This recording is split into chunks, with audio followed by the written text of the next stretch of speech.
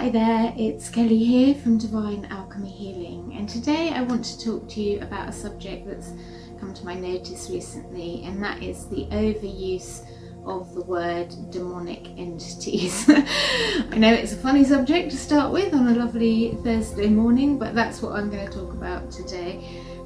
So I want to clarify a little bit about entities. I've been working with entities for about 30 years as an entity releaser. I've rarely come across any entities that I would call demonic. In fact, I generally call entities naughties because I don't want to give them any energy or power. There's various types of entities out there. We all probably know that. There's ones that are maybe just attached to a house, that have been there for a long time, and for whatever reason they like to visit and, float in and out of this dimension.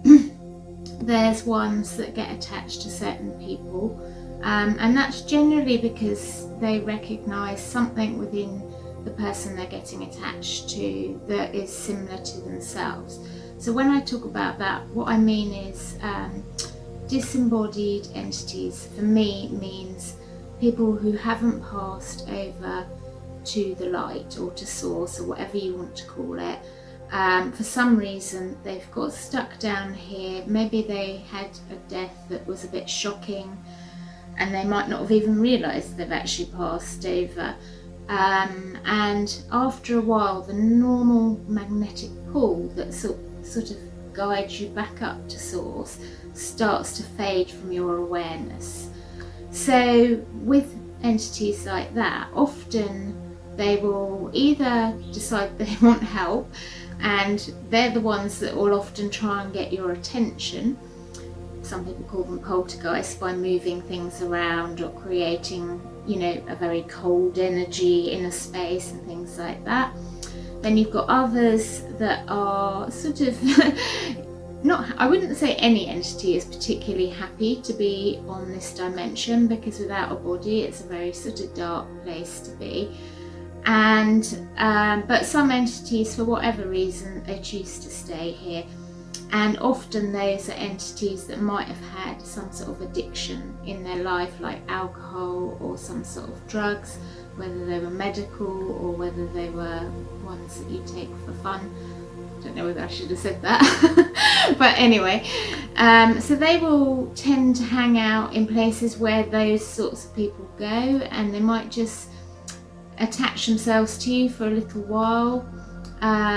If they know that you are someone who maybe drinks a lot, for instance. And again, this isn't about creating fear, because there's more to it than just someone who drinks a lot. There's also your energy vibration on a day-to-day basis.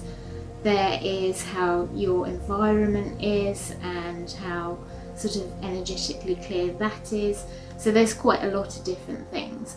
But if we just took one, for example, as someone who maybe they are an alcoholic and they are sort of holding a vibration of cravings, of need, of attachment to alcohol, then an entity that was also alcoholic in their life will naturally be drawn to that sort of person, because although they can't actually drink a drink, they can get the energy.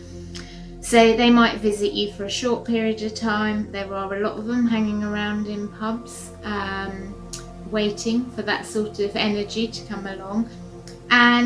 Or they might attach to you more permanently. One of the things you might notice with that is you'll get an increased craving for whatever it is you're addicted to, because they will try and get you to drink more. Because again, energetically, the energy buzz that they will get from being in your energy field won't last as long for them as it will for you. So there's those types. Again, I wouldn't call them demonic, I'd just call them lost souls. Just like humans, we all have many traits, good and bad. We've all gone into fear at certain times and done stuff that we didn't really, now when we look back on it, feel very proud of. They're just like us, basically. They have a range of emotions, and often down here it's harder to feel the higher level emotions and feelings. Then you've got ones that are definitely looking for help, and as I said before, they are the ones that might create excuse me, a reaction by moving things or doing stuff.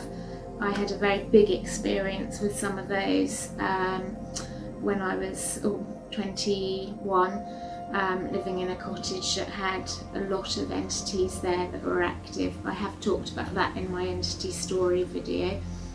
And you know, there's also, so there's ones that work on their own, but generally if you've got a lot of activity going on in your house, there probably is a group of them working with what we call a hierarchy. Again, I wouldn't call them demonic, I'd just call them a bit naughty, because yeah, they're trying to get your attention for some reason or other. They're feeding off the energy they're creating, whether that's fear or shock or bewilderment. And they're a bit like naughty children in the fact that often if you do completely ignore them, and so this is interesting in terms of people who really don't believe in this sort of thing, they might notice something's moved or something's gone missing, but nowhere in their mind will they go, oh my god, there's something going on in the house. It takes an awful lot of energy for a skeptic to really recognise, oh my god, there's something that I don't understand going on. So those people tend to not get entities because if they're wanting attention, they won't get any from those. Having said that, it does sometimes happen, and again, it depends really on what's going on in your life path as to why they might be active in your home. Sometimes they're just doing it for the fun of things. In my case, they were doing it because they knew when me and my partner got together, we were going to go on a path of what I call light, and both become healers. I ended up becoming an entity releaser, and so they didn't want us to be together, which is why they sort of kicked off. Then you've got other ones that are more sort of, let's just think about this. So let me tell you about hierarchies a bit for a moment. So hierarchies are when someone passes over and they're all confused and they're not really sure what's going on. Maybe they haven't got any beliefs about source or heaven or going back home, and maybe they're traumatized a bit and they're worried about their loved ones and they're hanging around. And to be honest, a lot of spirits do hang around until their funeral, and then they go back up, but most will sort of go back up and then come back down. So those ones, you know, sometimes what will happen is a group of other entities will come along and they'll go, hey, all right mate, do you want to come with us? We'll look after you, don't worry, nothing to be worried about. And then they'll sort of enroll them into their own hierarchy, and yeah, they'll get them to do stuff. Again, you know, when we were living at the cottage, we had this group that was a definite hierarchy, and what they explained to us was the ones that came in last were the ones that sort of had to do what they called the dirty work, and the most powerful one, who was a lady who was running this hierarchy, you know, she had designs on my lovely ex-husband's soul, so to speak, or spirit, let me say, because she could detect he did have some slightly depressive energies in his field.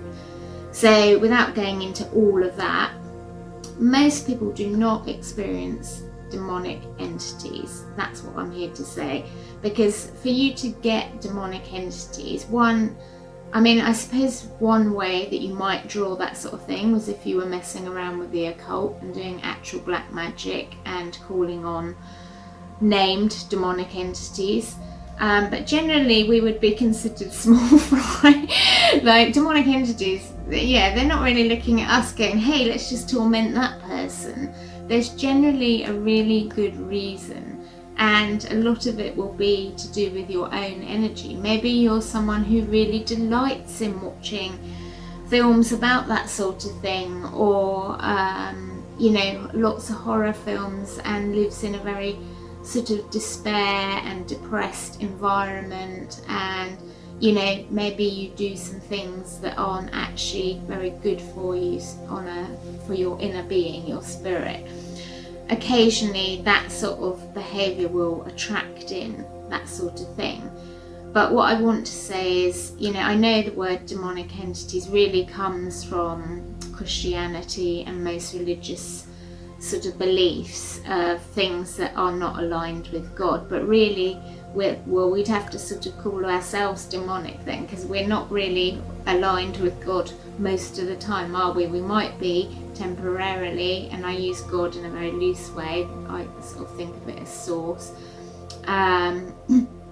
But you know, as much as, for instance, I want to be aligned with source as much as I can be, I also know that there are times when it's really hard for me to be aligned with source, because I've woken up feeling tired and my body's hurting and various things like that, and it's much easier to go into lower states of energy than it is to go into higher states of energy, which is why I recommend everyone have a spiritual hygiene routine, whether that's keeping your house nice and clear and having some beautiful flowers, tidying up, decluttering, making your space nice to be in, whether it's taking a little bit of time every morning to step outside and thank for having a new day to live and be having this experience here on earth, or whether it's meditating or actually just doing things that make you feel happy.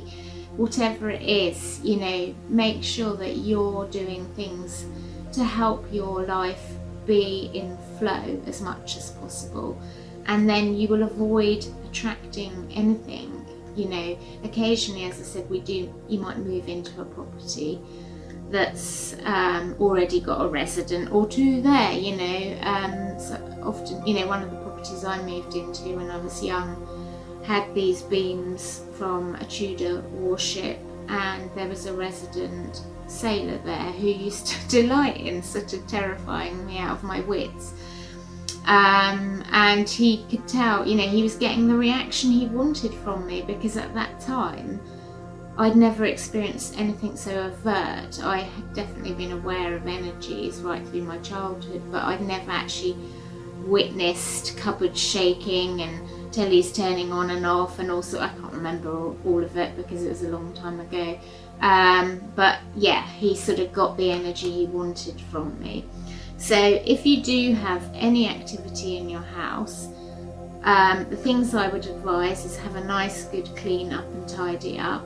Watch my entity releasing video, because there's a home clear in there, and also do things that make you happy. Don't give them any reaction. Don't start trying to film them, because, you know, even entities like to be on TikTok and various social media things. They think it's, you know, just like we would, really. They sort of think, oh, good, I'm getting attention here, I'll do some more things. But what you're really doing is just feeding them energetically, and, you know, sometimes things can tip over into more dangerous ways of their behaviour. So what I want to say is do an entity clear, do your spiritual hygiene, and live a life as happy as you can. Alright, take care. I hope that helps, and I will speak to you again soon. Wishing you a love-filled day full of light, joy and happiness. Bye bye.